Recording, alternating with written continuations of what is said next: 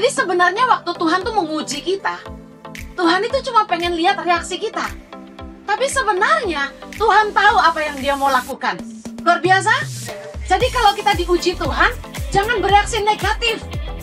Karena kalau sampai Tuhan itu mendatangkan ujian, kita harus perkatakan dengan iman bahwa tidak ada yang mustahil bagi Tuhan. Amin.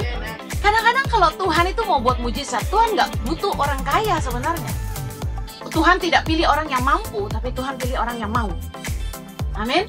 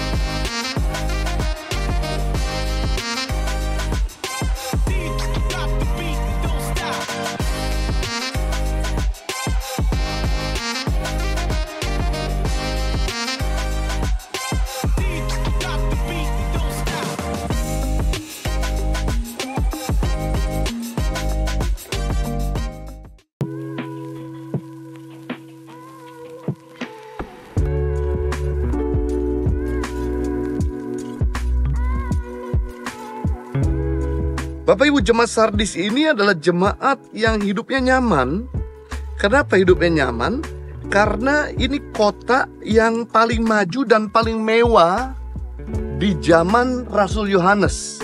Jadi kota ini udah ada 700 tahun sebelum Masehi. Nah, karena kehidupan yang begitu mewah dan kehidupan yang begitu maju, maka keadaan jemaat menjadi comfort. Nyaman, membuat kekristenan mereka menjadi mati. Sehingga jemaat ini dikatakan adalah jemaat yang mati rohaninya. Rupanya ada cuma satu kelebihan dari jemaat di Sardis. Yang lainnya tidak ada lebihnya sama sekali. Yaitu beberapa orang saja. Di tempat ini pada waktu zaman Rasul Yohanes, ada yang menjaga kesucian hidupnya. Yang menjaga dirinya dari pencemaran. Ini bagus sekali bahwa kita perlu belajar dari jemaat di Sardis. Itu dia mau mensucikan dirinya. Mensucikan diri itu artinya to set apart, dipisahkan. Katakan dipisahkan. Dipisahkan itu artinya dikhususkan. Dan semua barang-barang yang dikhususkan akan dipakai dalam perabotan yang mulia. Kalau barang-barang yang tidak dikhususkan, dia tidak akan dipakai dalam perabotan yang mulia. Sebagai contoh, barang-barang obral, siapa saja bisa pegang-pegang. Dia dipegang, dilihat harganya nggak cocok, dibuang lagi. Dipegang, dia lihat size nggak cocok, dibuang lagi. Tapi beda dengan barang-barang yang dikhususkan. Dikhususkan, ditaruh di tempat yang terkunci. Kalau kita mau lihat pun, kita harus minta tolong orang untuk bukain. Dan kemudian harus menggunakan sarung tangan. Nah, Tuhan mau untuk kita belajar di jemaat ini, yaitu kita bisa mengkhususkan diri kita supaya Tuhan bisa pakai diri kita untuk hal-hal yang besar, untuk hal-hal yang mulia.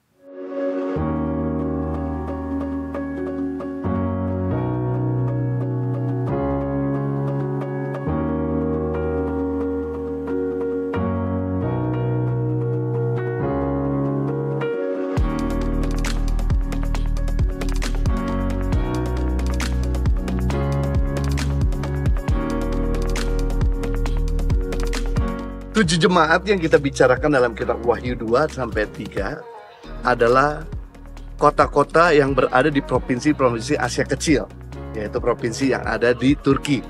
Nah, pada zaman Rasul Yohanes, penduduk kota Philadelphia ini sangat relatif kecil. Kenapa sedikit? Karena kota ini sangat rawan dengan gempa bumi.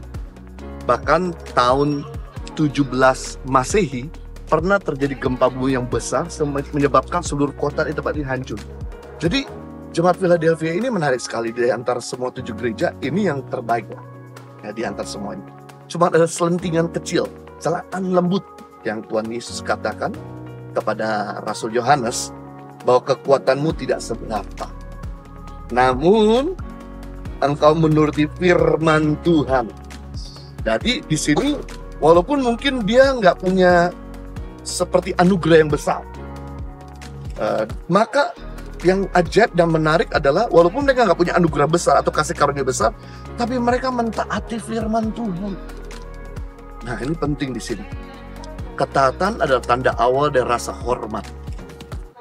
Ketika seseorang taat sama Tuhan, membuktikan bahwa dia hormat sama Tuhan.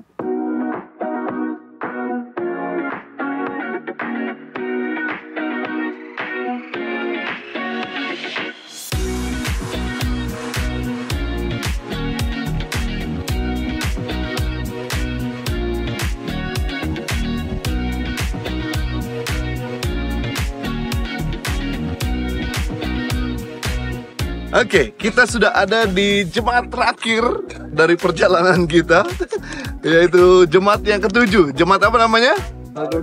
Wow, Laodikia. Jadi Laodikia ini adalah kota terkaya. Terbukti bahwa kota ini terkaya sehingga pada waktu tahun 60 Masehi terjadi gempa bumi yang besar di tempat ini, dan mereka bisa bangun kota ini kembali tanpa bantuan dari luar.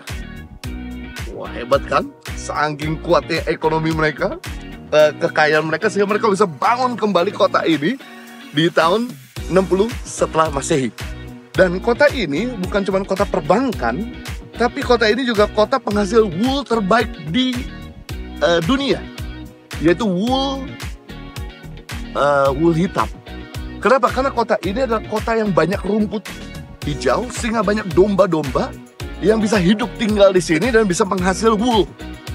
Dan kalau di musim dingin suka sering kali bisa frozen, dan banyak di daerah sini juga yang salju, sehingga wool ini lah akhirnya bisa dijual sampai ke Eropa.